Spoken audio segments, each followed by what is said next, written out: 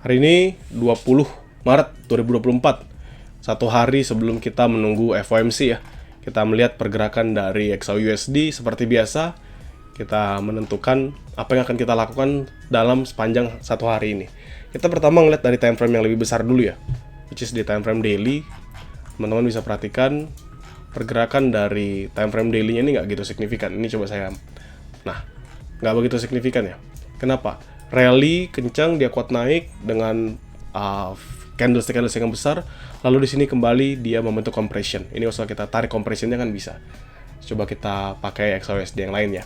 Kita pakai XAUUSD dari Saxo aja, biar gampang narik dari sini. Karena kan di sini nggak pernah ada garis. Jadi kalau kita tarik garis di sini, sih, lalu kita tarik juga garis di sini. Nah, teman-teman lihat compressionnya terbentuk ya. Artinya apa? Artinya dia nggak ada sama sekali merubah pergerakannya. Ini kalau kita tarik, sorry, ini harusnya pas di weeknya, dan ini ngepasin di week yang selanjutnya. See, it's just a compression. Dia nggak ada bergerak yang cukup signifikan, naik turunnya nggak ada. Tapi teman-teman bisa perhatikan zone-nya. Ya, teman-teman bisa perhatikan zone-nya. Yang pertama adalah zone di sini yang nggak berhasil di breakout. Ini adalah zone pertamanya di 2162. Which is itu hal yang sama ya, yang kita bahas dari kemarin, bahwa potensialnya itu ada di 2162. Kalau teman-teman bingung, saya bentar lagi buka Kingdom FX. Kita buka video. Ya. Di sini selalu sudah saya gambarkan ya. Teman-teman bisa ngeliat 2162 jadi patokan XAUUSD. Ya, saya bilang sebelum breakout. Kenapa saya bilang 2162 jadi patokan XAUUSD sebelum breakout?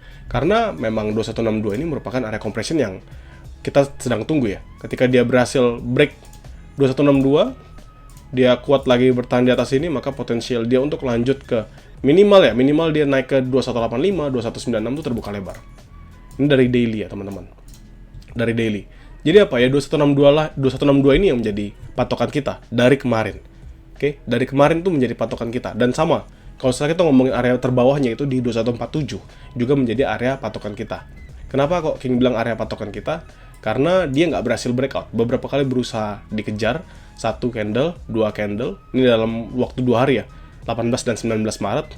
Dia ngejar area bawah situ, tapi ternyata nggak berhasil close di bawahnya. Artinya apa? Artinya ini juga salah satu area yang kuat untuk mempertahankan si compression. Dan kapan kemungkinan besar pergerakannya ini akan terjadi? Seperti yang saya sampaikan, bahwa semua itu nunggu dari data ini. Ya, semua itu nunggu dari data FOMC Economic Projection, FOMC Statement, dan Fed Interest Rate Decision. Inilah, saya ambil 4 ini. Nah, semua itu hanya nunggu dari data ini, sampai dia breakout salah satunya. Ingatin ya, ingatin kata kuncinya, sampai dia nge-breakout salah satunya. So, apa yang kita bisa lakukan? Yang kita bisa lakukan saat ini adalah, satu, technical masih sama. Kita kalau misalnya mau entry sell, itu sell continuation, karena dalam time frame H1 masih bearish. Tapi buy-nya kita sebatas scalping. Cuman yang perlu kita perhatikan adalah saat ini pergerakan dari XAUUSD itu akan ditentukan dari nanti malam. Ya, akan ditentukan dari nanti malam ini jam 1. Oke. Jadi teman-teman bisa perhatikan di jam 1 malam ini. Inilah yang akan menentukan pergerakan dari XAUUSD. Apakah dia akan breakout naik ke atas, dia breakout tembus 2162, 2163, lalu dia bergerak consolidating, lalu dia lanjut lagi naik ke atas, atau dia akan makan habis 2147 untuk turun ke 2100-an. Ya, dia masuk ke 2100-an lagi. Jadi ini sebenarnya yang kita tunggu teman-teman. Artinya apa? Artinya kita nggak bisa menentukan pergerakan saat ini mau ngapain sampai nanti data tersebut keluar. Sama seperti kemarin, Fed Interest Rate Decision, FOMC Statement, FOMC Economic Projection, dan FOMC Press Conference. Ini adalah data yang penting ya, yang teman-teman bisa pahami. Dan nanti saya akan membuatkan satu video untuk menjelaskan bagaimana teman-teman bisa menentukan targetnya dari FOMC Economic Projection, Statement, Federal Interest Rate Decision, dan FOMC Press Conference. Satu video khusus lah, jadi teman-teman nanti gampang untuk mempelajarinya. So, kita balik ke XAUUSD yang biasa kita gunakan dari Oanda. Ya, teman-teman bisa ngeliat di sini, kita turunkan ke time frame H4. Ini kan consolidating ya, masih consolidating, bergerak di zone yang sama. Teman-teman bisa perhatikan dia ada di 2159, nggak berhasil breakout. Dan kondisinya sekarang bagaimana, King? Kalau setelah kita ngomongin dari volume misalnya, kita lihat dari volume sendiri. Kalau misalnya teman-teman lihat dari volumenya sendiri kan, ini gambarannya udah lumayan jelas ya, bahwa MACD-nya akan golden cross di sini. MACD akan golden cross dan RSI Divergence Indicator-nya sudah mulai mengalami penguatan.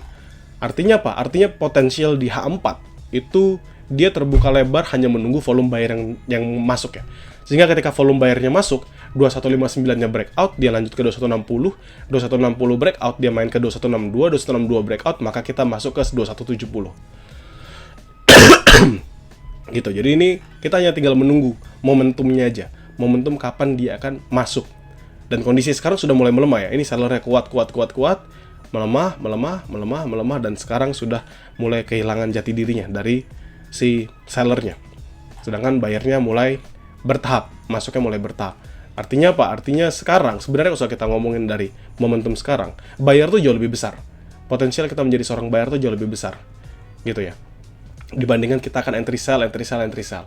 So, kalau kita ngomongin di H1, sebenarnya di H1 teman-teman sudah bisa ngeliat ya, bahwa memang buyernya masuk, sudah mengalami penguatan, dan ini sudah mau mencapai target yang signifikan juga.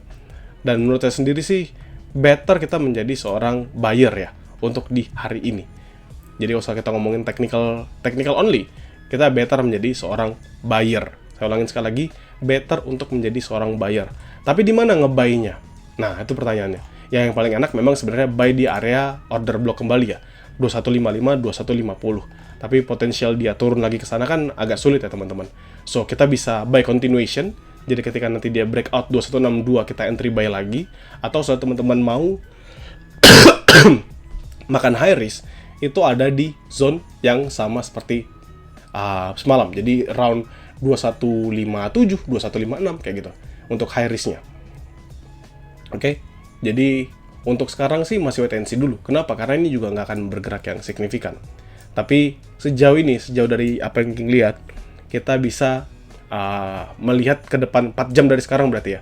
Kan tadi kita ngomonginnya dari candlestick H4. So 4 jam dari sekarang atau 3 jam dari sekarang, which is sama, jam 2. Nanti ketika new CPI keluar dari GBP, itu mungkin juga akan berdampak terhadap XAUUSD. Dan di situ bisa menjadi momentum kita. Kalau setelah kita bandingkan sama DXY, it's also the same ya. Dia berusaha untuk breakout, kemarin berhasil breakout tapi false, dan dia drop kembali, dan nanti dia akan retest, means masih ada potensial untuk drop kembali dari XAUUSD sebelum nanti dia melanjutkan penguatannya. Jadi kalau saran saya sih bersabar, dengan area-areanya masih sama, ya areanya masih sama, which is teman-teman tunggu di area order block atau area yang saya sampaikan semalam di medium risk dan low risk-nya untuk buyer. Kita tunggu di sana sampai nanti ada perubahan dari agenda. Oke, ada perubahan dari agendanya. Dan kondisi sekarang sih, saya bukan selalu bilang ya, tapi saya akan sampaikan sekarang bahwa saya akan menjadi seorang buyer untuk di hari ini. Only in this day, hanya di hari ini, menjadi seorang buyer. Jadi mungkin buy-nya bentukannya masih scalping, tapi mungkin jauh akan lebih lama nge-hold-nya dibandingkan sebelumnya.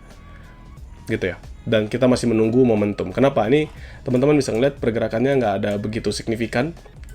Dia dari tadi nge-retest terus 2159, ya kan? Ini bolak-balik, dia break, ini break nggak berhasil, drop, ini break nggak berhasil, break nggak berhasil, ini break juga dan nggak berhasil, sekarang dia drop. Jadi sangat amat tipis zone-nya, tipis sekali dan cukup high risk. Kenapa? Karena potensial dia masih akan melanjutkan penurunan terbuka lebar, tapi karena tadi kita mau jadi buyer dan saya juga nggak mau ngasih zone yang high risk kepada teman-teman, jadi kita mending nunggu aja, gitu ya. Kita lebih baik menunggu aja saat ini. Dan I think that's a good reason yang bisa kita lakukan untuk sekarang.